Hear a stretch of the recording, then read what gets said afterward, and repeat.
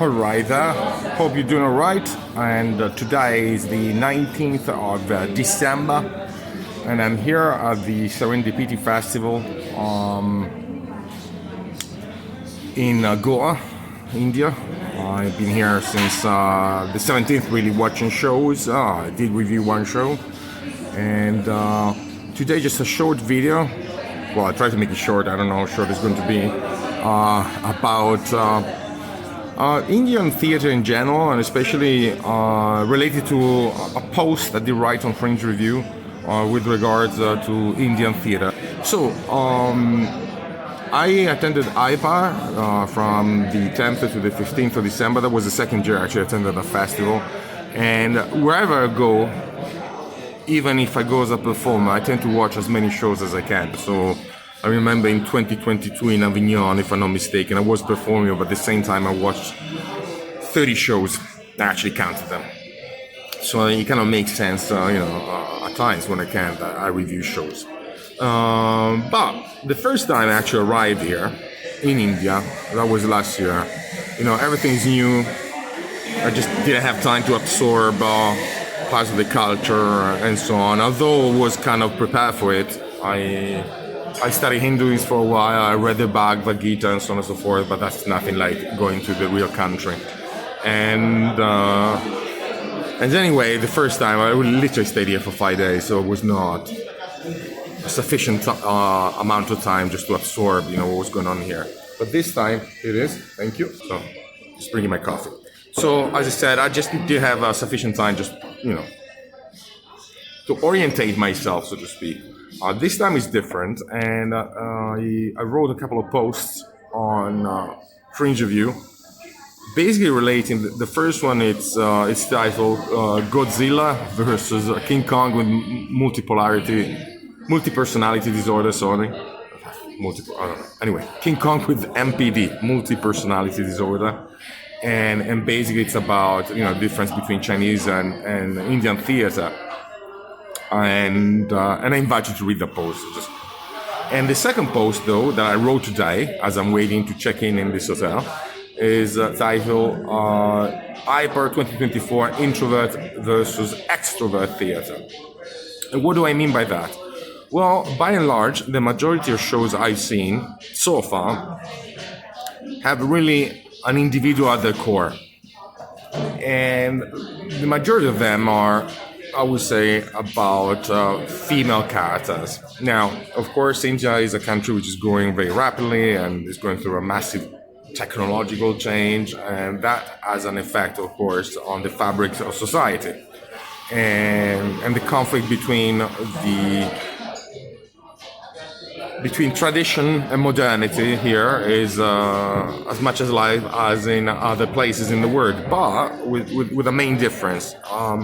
What I've noticed is that, by and large, the shows here really show reality, I think, from the individual, from the protagonist, but without a sort of patronizing view of the world as it should be. And that's because I think India is so diverse. It really is a country, it's a galaxy. I mean, if I have to find a metaphor for India, I would say a galaxy made of billions of stars with billions of planets, okay? So you have such an incredible amount of languages, cultures, and so on, that the only way the country can be unified is through diversity. And that's a big difference, for example, compared to China. And I'm not saying one is better than the other, I'm just saying the main difference, okay? With China, you have pretty much a coherent, hegemonic culture. I think it's called Dihan, a kind of which you can feel the presence. Of course, in China, and I haven't visited all China, there are diversities, but I don't think there isn't any, so much of a stark contrast as in India. Also because,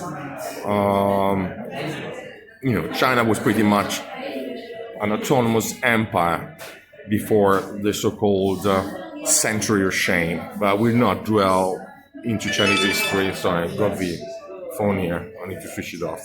Whereas India really, it was a collection of different kingdoms, or whatever you want to call them, and so on. Lots of them developed different ways, and you have so many different languages and way, for example, of transcribing speech. So many ways of writing. China is instead a country which is pretty much unified by its orthography, although there is Mandarin and Cantonese and whatever languages in between.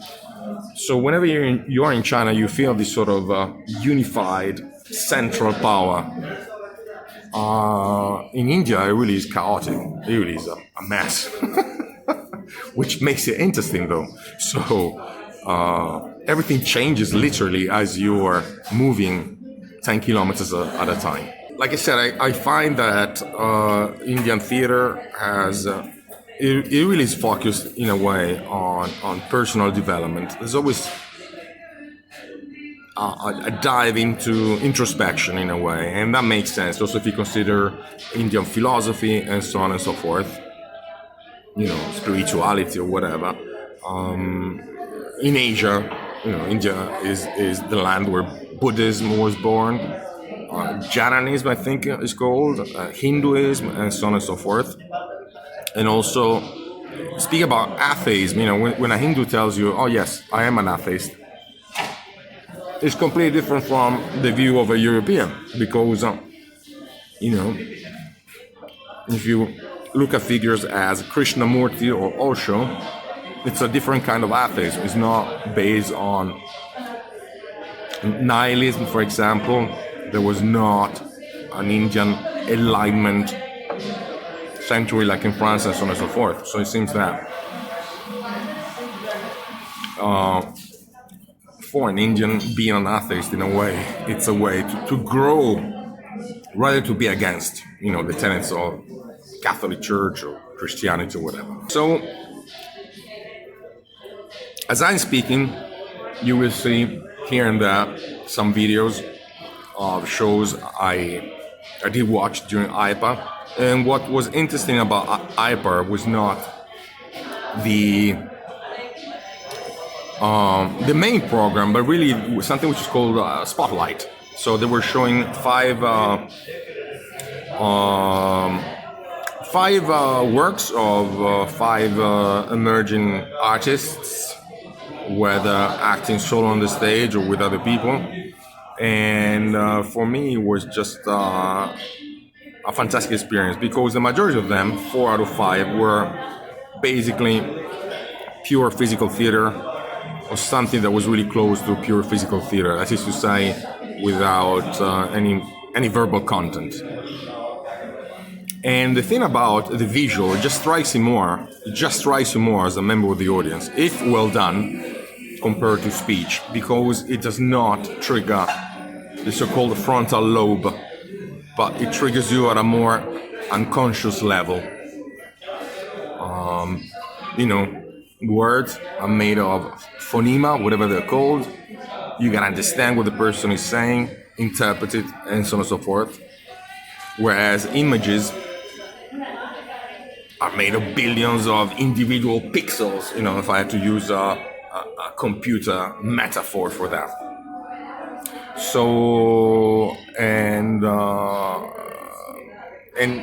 with the, speaking about Indian theater, what you really see is this enormous influence of Indian classical dance, which is beautiful. And you see this enormous influence of Indian dance, and which really, if you study Indian dance just for a year, it's going to turn you into a choreographer, because there isn't a single movement that actually is repeated in a loop. Everything is so different, and also there's a strong use of the eyes, the hands, and so on and so forth. So it's quite complete as a form of dance, and what was very interesting in the spotlight of Iapar was to see this contamination, whereas you would have performers that were trained in Indian classical dance, but at the same time would stretch it, transform it into mime and into gesture theater, physical theater, and so on and so forth. And it was cool, because basically he had this form of physical theater with Indian dance contamination, which was unique in a way. And the thing I'm sort of seeing here is something which does not have a name. I would call it Indian mime something. I really don't know. There should be a name for it. But really what you're seeing something new develop in front of your eyes. It's like watching Marcel Marceau at the beginning of his career creating something new. Well, it's the same story here. And going to this festival, Serendipity, where I am right now, the show I reviewed here, which is titled Glitch in the Myth, well, same story. You have an incredible performer who is training classical dance, who is self-taught, she told me, in theater. But what she does is simply amazing. Use a mask, playing with objects, with the props, as transforming props into different objects and with different meanings, and moving transition from one character to the other, shadow playing, and so on and so forth. There is not a break from tradition, but rather an evolution, I would say. The majority of these stories are female stories, and I think I can say there is an Indian feminism, but it seems to be very, very different from the West. So, for example, in India, not getting married really is a big thing, because the push from tradition, religion, whatever, towards getting married is really strong. And when you see a play where a woman, for example, tells her story where she actually decides not to marry, this is a big thing here. Big thing. Which really engages you at a personal level.